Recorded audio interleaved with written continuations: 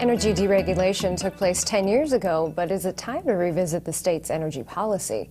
I'm Jill Horner. This is Comcast Local Edition.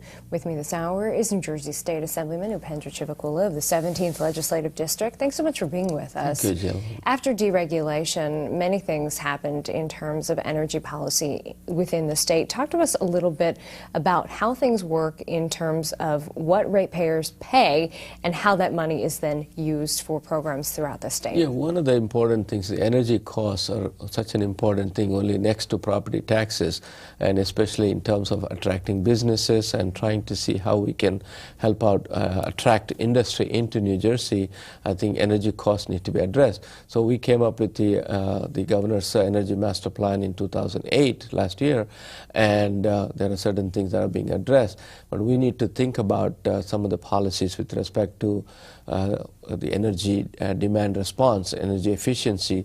Those were included in the 1999 deregulation, and we started collecting funds called societal benefit charges, and sometimes the societal benefit charges can be so high that they're hurting some of the industries. So we need to revisit that and see how we can better manage that. So these societal benefit charges are actually part of the utility bill? That's correct. Every residential customer, industrial customer, when they're paying societal benefit charges. Of course, those monies are being used for energy efficiency programs, also being used for alternate renewable energy programs. But also there are certain things like nuclear decommissioning costs. We have not decommissioned a nuclear plant in a long, long time. So, I mean, the charges are there. Also, the gas lines for the natural gas, when you're trying to clean up the gas lines, all these monies are going there. We need to really think about where we should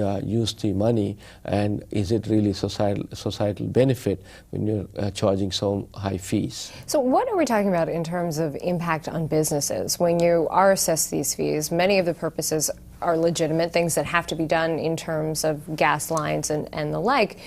What impact are we seeing in terms of business viability and potentially bringing new businesses to the state when these fees are assessed? Well, for some businesses, it's a point of whether they will stay in business in New Jersey or they will leave New Jersey. So if we can really address that carefully, of course, we need to I'm not saying we should eliminate the societal benefit charges, but we need to see, are we using them for the right reasons and how we can better use them. And we have a clean energy office. There's a talk about relocating the clean energy office.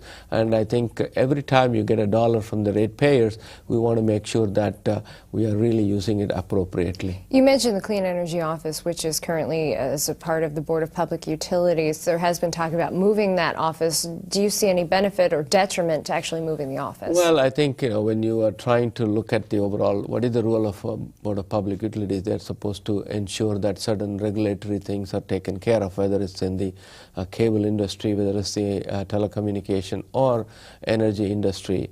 And so it's at the same time they're making the policy, at the same time they're also administering certain funds known as the Clean Energy Fund.